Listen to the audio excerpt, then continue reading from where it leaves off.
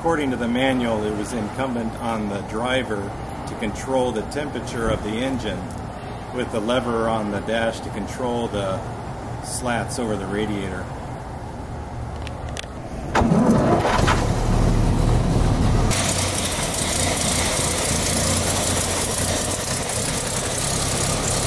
So this is the mixture control lever on the center of the steering column to control the mixture of the carburetor. The other lever controls the advance of the distributor as you start it and drive it.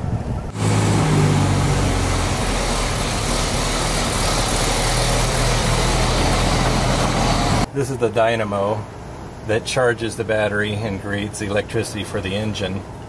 The starter motor down below it. This is the magneto.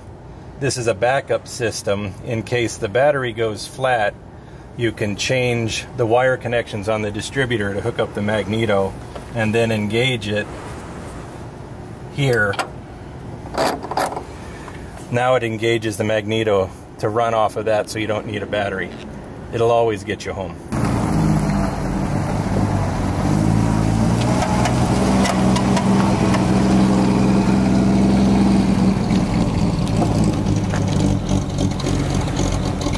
This is the auto vac system.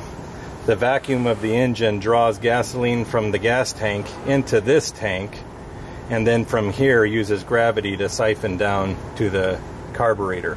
This has a float much like a toilet tank in it, that when the gasoline gets too full it shuts off the vacuum, and then as it goes down it turns it back on to keep the level of gasoline even in the top.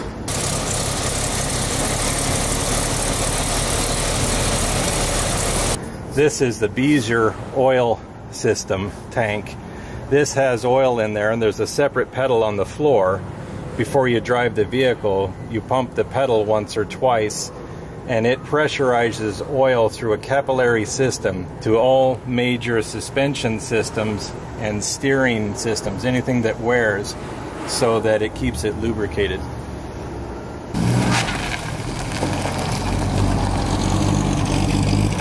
Documentation that goes with the car includes instruction factory manual, a reprint for the Model 20 car. This is a 2018 Rolls-Royce register of the car, showing the last owner here in the States. This is the car, GX06 body number, T9L is the engine number. It is a Connaught bodied Model 20 saloon. It was owned by Mr. Mullock. This is possibly the newest or the latest model of Model 20s in the United States, at least by the Rolls-Royce Club.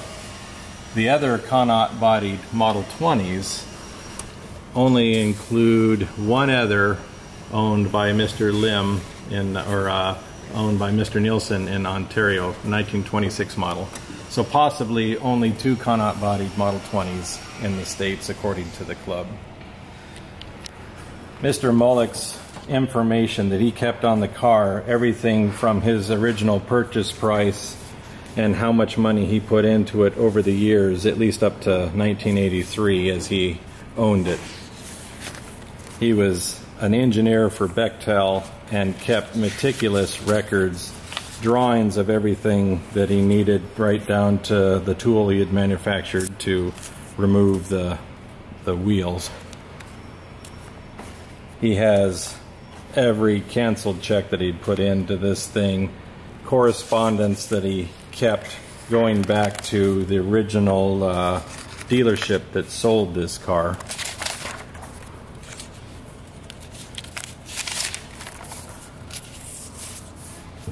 This vehicle, going back to Warwickshire County Council